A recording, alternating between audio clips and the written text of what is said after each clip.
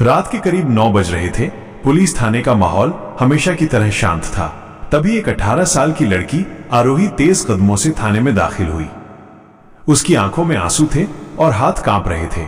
सीधे duty officer के सामने जाकर उसने कहा, मुझे रिपोर्ट दर्ज करानी है। इंस्पेक्टर राकेश सिंह ने मेरे साथ गलत हरकत की है। ये सुनने के बाद पूरा थाना हिल गया। एक ईमानदार और सख्त मिजाज इंस्पेक्टर राकेश पर यह इल्जाम किसी बम से कम नहीं था। शिकायत दर्ज हुई। आरोही ने बयान दिया कि इंस्पेक्टर ने पूछताछ के बहाने मुझे कमरे में बुलाया और मेरा हाथ पकड़कर छेड़खानी की। यह सुनकर थाने के बाकी पुलिसकर्मी सन्न रह गए। राकेश ने तुरंत कहा, यह झूठ है, मैंने ऐसा कुछ नहीं किया, किसी ने इसे भड़काया है। लेकिन लड़की बार बार अपनी बात दोहराती रही। मामला गंभीर था। जांच शुरू हुई।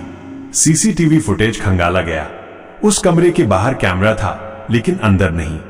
बाहर से दिखा कि आरोही वाकई अंदर गई थी और करीब 10 मिनट बाद बाहर निकली थी। चेहरे पर डर और घबराहट साफ झलक रही थी। यह सब देखकर मामले ने और तूल पकड़ लिया। मीडिया में खबर फैली, इंस्पेक्टर पर यौन शोषण का आरोप। राकेश के 20 साल के करियर पर दाग लग गया। वो बार बार कहता, मैंने कुछ नहीं किया, यह सब एक साजिश है। लेकिन कोई उसकी सुनने को तैयार नहीं था। उसकी पत्नी और बच्चे समाज के तानों से टूटने लगे। राकेश खुद सोचने लगा, आखिर आरोही मुझ पर इतना बड़ा इल्जाम क्यों लगाएगी। केस की जांच के लिए एसीपी मेघना वर्मा को नियुक्त किया गया। मेघना बेहद तेज दिमाग और ईमानदार अफसर थी। उसने दोनों पक्षों की गहराई से जांच शुरू की। उसने सबसे पहले आरोही से अकेले में पूछताछ की। आरोही की बातें साफ साफ थीं, लेकिन कुछ जगह वो हिचकिचाई। मेघना को शक हुआ कि लड़की पूरी सच्चाई नहीं बोल रही।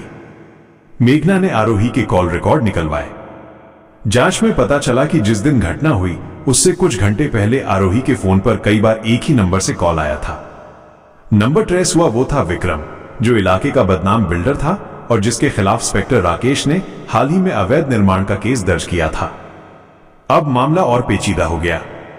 मेघना ने गुप्त रूप से विक्रम पर नजर रखी। कुछ ही दिनों में खुलासा हुआ कि आरोही दरअसल विक्रम की जान पहचान की थी। विक्रम ने उसे पैसे और धमकी देकर यह इल्जाम लगाने को कहा था ताकि राकेश का करियर बर्बाद हो जाए और वो उसके खिलाफ दर्ज केस से बच सके।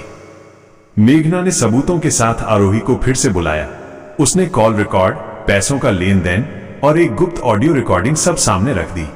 आरोही रो पड़ी और टूटकर सब सच कबूल लिया।